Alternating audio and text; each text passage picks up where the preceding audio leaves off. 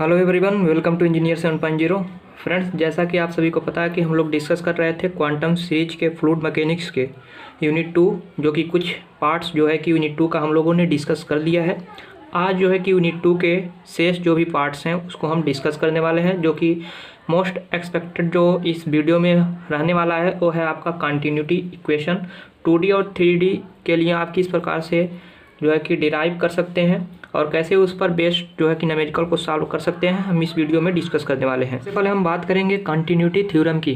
जो continuity theorem होता है वो friends law of mass of conservation के थ्योरम पर बेस्ड होता है। ठीक है, ये कंटिन्यूटी थ्योरम का मतलब है कि किसी भी पार्टिकुलर रीजन है, ठीक है, सपोज दो सेक्शन है, सेक्शन 1 सेक्शन 2, ठीक है, तो जो कह रहा है अगर इंटरिंग जो सेक्शन 1 है और लीविंग सेक्शन 2 है, ठीक है, फ्लूइड का लीविंग सेक्शन 2 है और फ्लूइड का इंटरिंग सेक्शन 1 है, तो 1 जो पार्टिकुलर सेक्शन है इस पर किसी निश्चित टाइम में, किसी फिक्स टाइम, डिफिनिट टाइम में जो है कि जो फ्लूइड का वेट होगा, entering weight is equal to होगा आपका लीविंग वेट के बराबर। ओके, तो ये कहना चाह रहा है कंटिन्यूटी इक्वेशन। तो within a fixed region the rate of increase of fluid mass contained with the region must be equal to the difference between the rate at which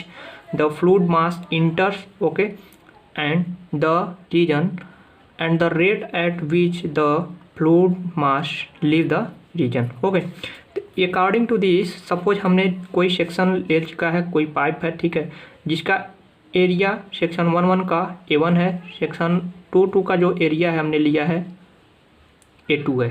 ρ1 जो है कि डेंसिटी इंटरिंग पर है fluid का, और जो है कि लिविंग जो सेक्शन है 2 इस पर जो है आपका डेंसिटी ρ2 है।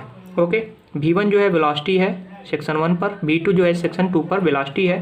तो अकॉर्डिंग टू दिस थ्योरम क्या कहना चाहता है, total quantity of fluid passing through section 1, जो टोटल क्वांटिटी होगा यानी कि weight, rho density area into v1। Okay, तो रेट जो हो गया, इसी प्रकार जो सेक्शन 2 पर है total quantity of fluid passing through यानी कि मास के रूप में है ρ2 A2, एरिया V2 यानी कि वेलोसिटी। ओके, तो इसके अनुसार दोनों क्या होता है, एक दूसरे के इक्वल्स होते हैं। इक्वल्स के केस में क्या हो जाएगा, ρ1 A1 V1 is equals to ρ2 V2 A2। Okay, इनके साथ जो है कि जैसा कि जो कंटिन्यूटी इक्वेशन है वो आपका वैलिड होगा, स्टी फ्लो जो होनी चाहिए स्टी होनी चाहिए और इनकम्प्रेसिबल होनी चाहिए। तो इनकम्प्रेसिबल के केस में जो आपका डेंसिटी होता है ρ1 और ρ2 वो जो होता है सेम हो जाता है। सेम होने के कारण ρ1 और ρ2 एक दूसरे के कैंसिल आउट हो जाएगा, यानी कि कांस्टेंट होता है डेंसिटी। ऐसे केस में जो है कि इनकम्प्रेसिबल फ्लो के केस में जो आपका कंटिन्यूटी इक्वेशन हो जाएगा A1 V1 is equal to A2 V2। Okay, काफ़ी इंपॉर्टेंट्स है, बेसिक है। अभी हम डिस्कस करेंगे 3D के लिए आप किस प्रकार से आप डिस्कस करेंगे। ये जो 3D वाला होगा आपका काफ़ी ज़्यादा इंपॉर्टेंट्स है।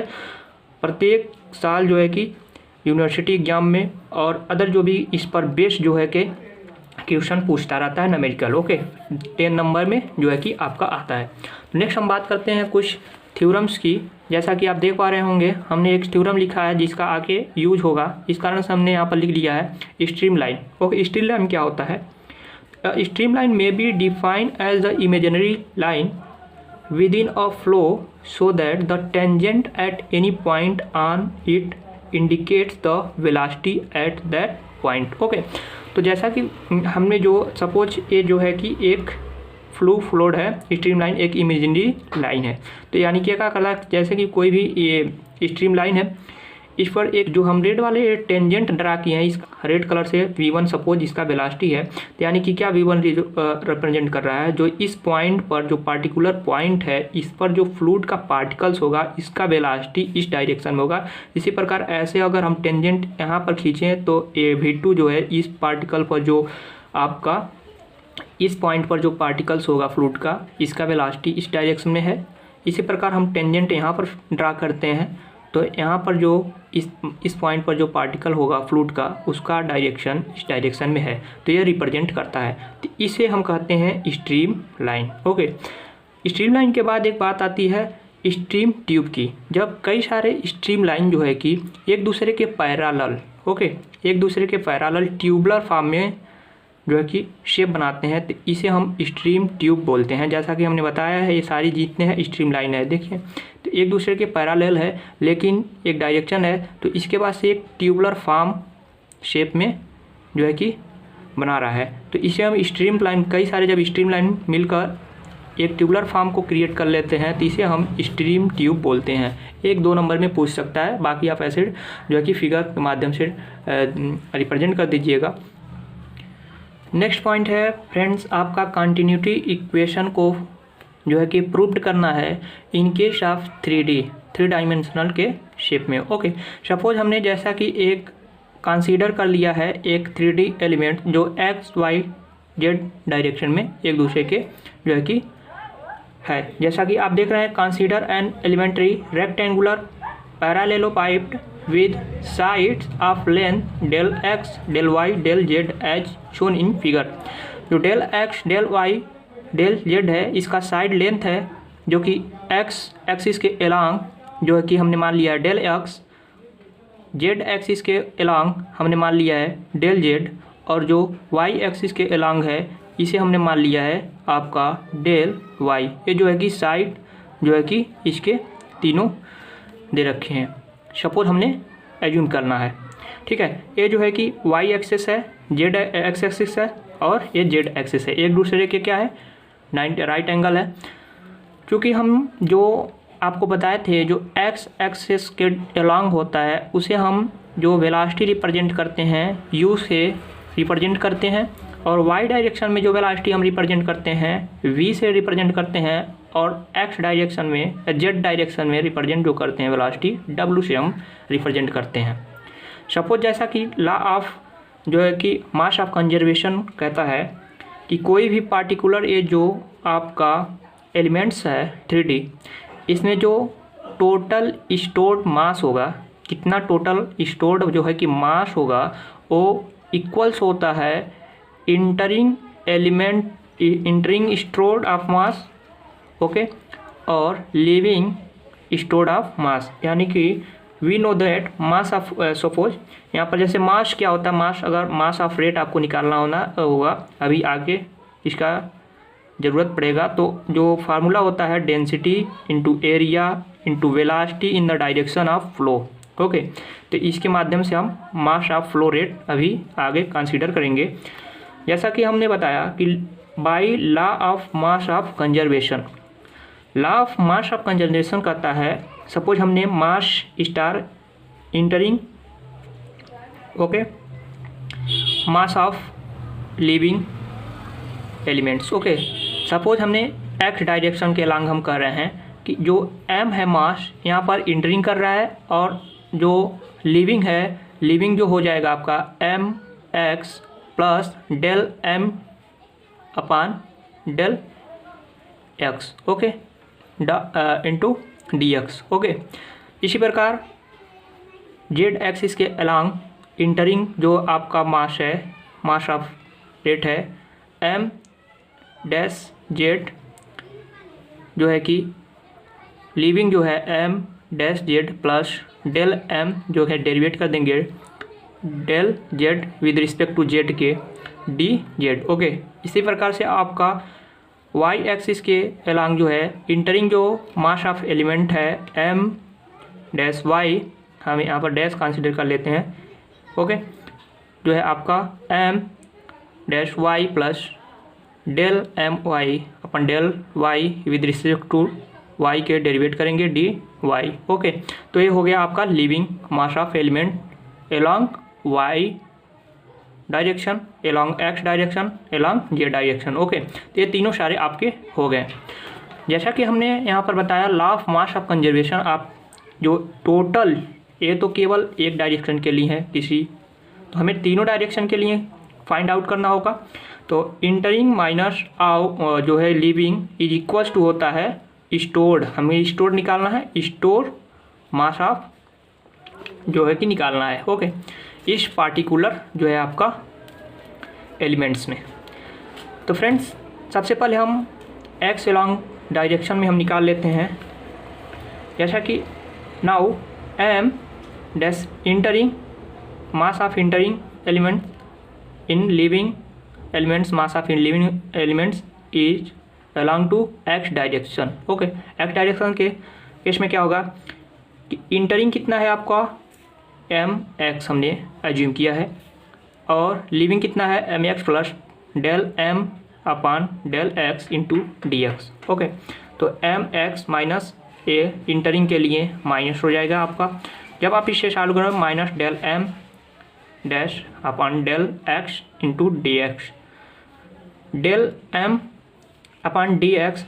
एम जो है एम को कैसे हम फाइंड आउट करेंगे, एम को अभी हमने बताया कि मास जो हमने कहा mass of fluid of mass, जो मास ऑफ फ्लूइड रेट हम निकालेंगे, रो यानी कि डेंसिटी, ए एरिया जो यानी कि आपका एक्स डायरेक्शन के लॉन्ग है, तो जो एरिया हो जाएगा ए वाई यानी कि डेल वाई डेल जेड और डेल वाई। ओके, ये वाली जो एरिया होगा यही एरिया होगा, ठीक है। तो ये हो गया आपका डेल वाई और ये हो गया आपका डेल जेड।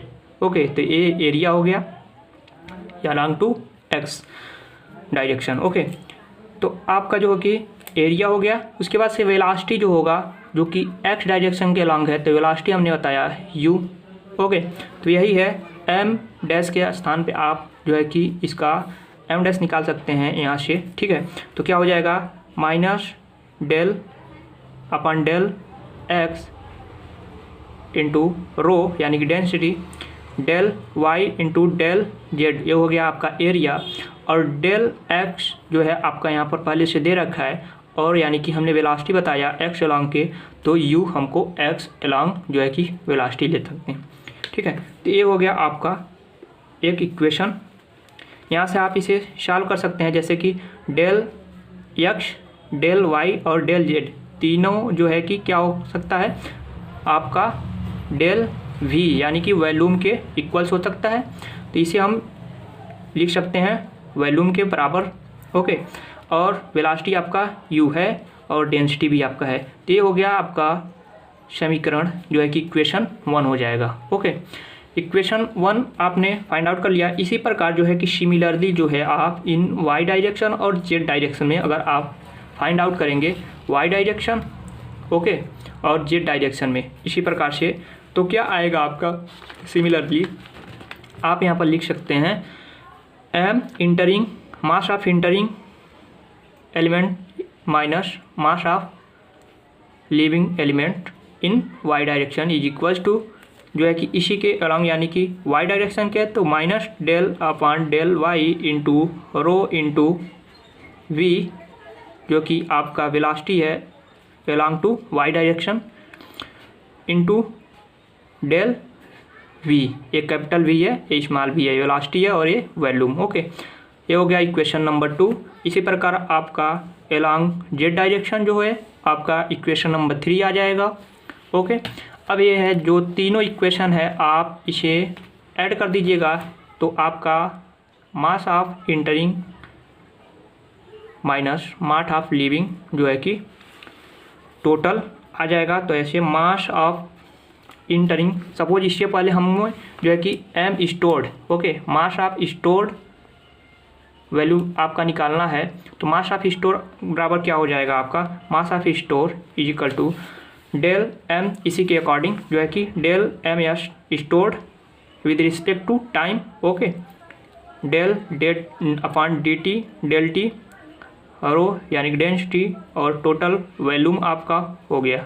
ओके, क्योंकि विद रिस्पेक्ट टू टी है तो इलास्टिक इसमें कोई ज़रूरत नहीं है, तो टोटल आपका जो है कि आ जाएगा mass of stored in element is equals to del rho upon del T into del V यानी कि जो है कि आपका वॉल्यूम। ओके, तो आप जो है कि इस इक्वेशन में आप पुट कर देंगे, यानी कि M entering mass of entering element in minus mass of leaving element is equals to mass of storing in element. Okay, तो हो गया आपका मास ऑफ इंटरिंग टोटल को जो है कि इक्वेशन 1 इक्वेशन 2 इक्वेशन 3 जो है कि हमने क्या करना है, सम कर देना है।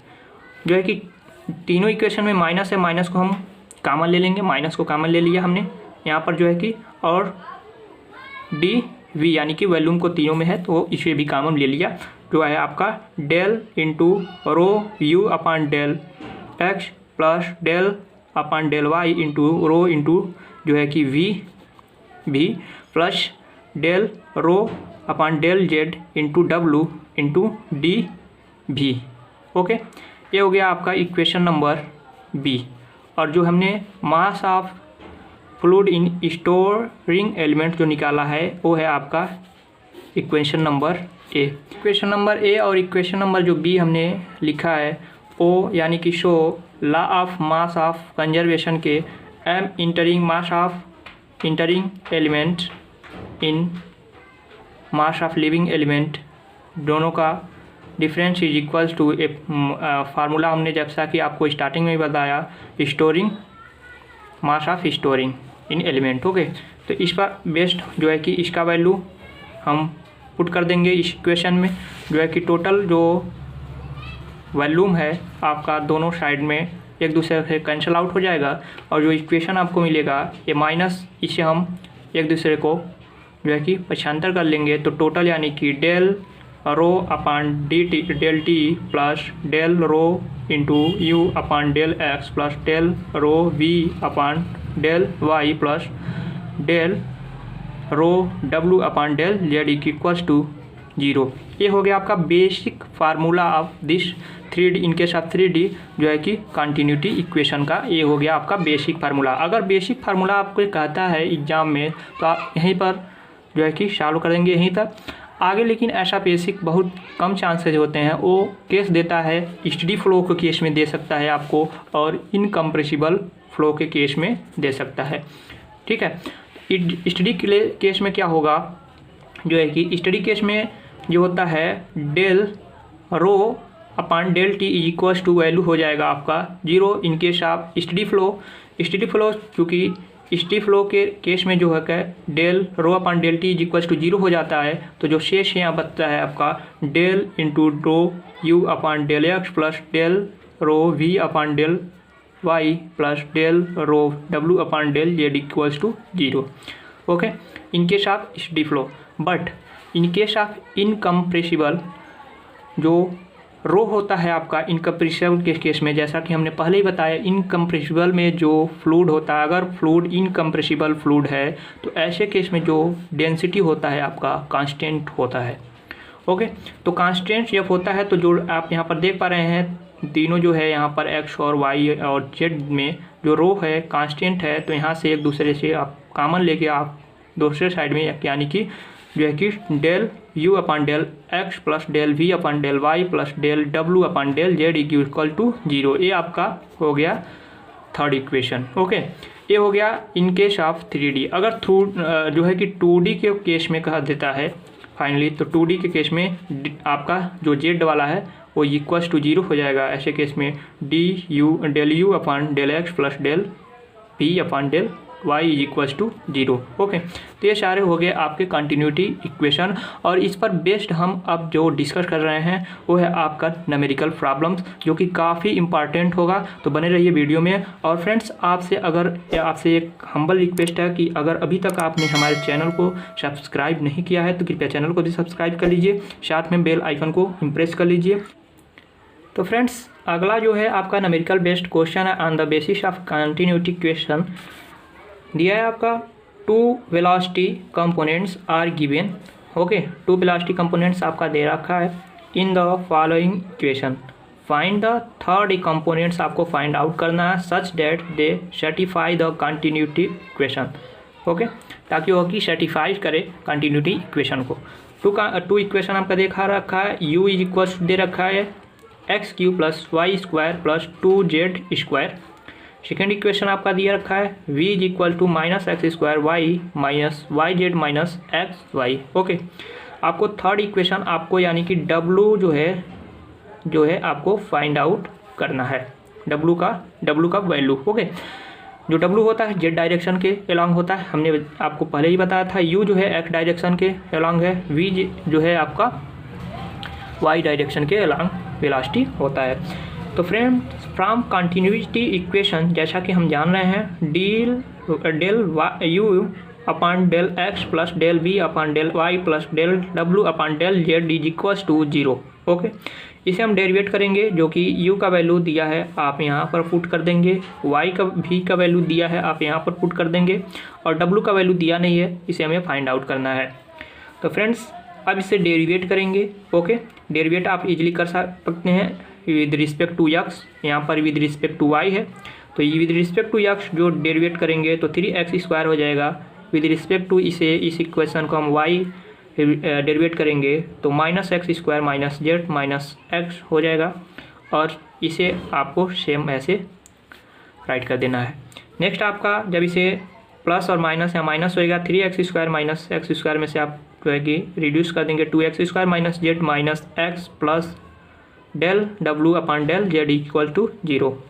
Del w upon del Z is equal to क्या, इसे राइट साइड में करेंगे तो -2x² plus Z plus x हो जाएगा। ओके, उसके बाद से क्या होता है आपको चूँकि w का वैल्यू फाइंड आउट करना है।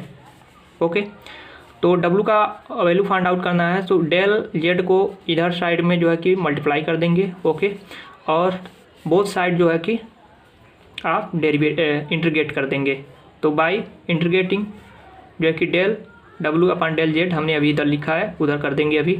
तो डेल जो है कि इंटीग्रेट दोनों साइड का करेंगे तो del w is equals to integrate -2x² plus Z plus X with respect to del Z. Okay, इधर जो है डेल जेड के विद रिस्पेक्ट टू जो है कि इंटीग्रेट करना है, इधर आपको डेल w के विद रिस्पेक्ट टू आपको इंटीग्रेट करना है तो इधर इंटीग्रेट करके w आ जाएगा। इधर जब इंटीग्रेट करेंगे तो -2x² इंटू जेड प्लस जेड² upon 2 plus x into Z, यानी कि फाइनल जो w का वैल्यू आपका आ गया -2x² z plus x z plus जेड² अपन 2। ये हो गया आपका थर्ड कंपोनेंट्स जो कि आपसे इस क्वेश्चन में पूछा गया है। तो फ्रेंड्स आज की वीडियो में बस इतना ही, क्योंकि वीडियो काफ़ी लंबा हो रहा है इस कारण से हम यूनिट 2 का जो third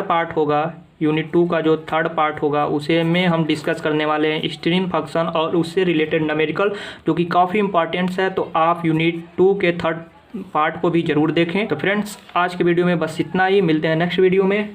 thank you very much.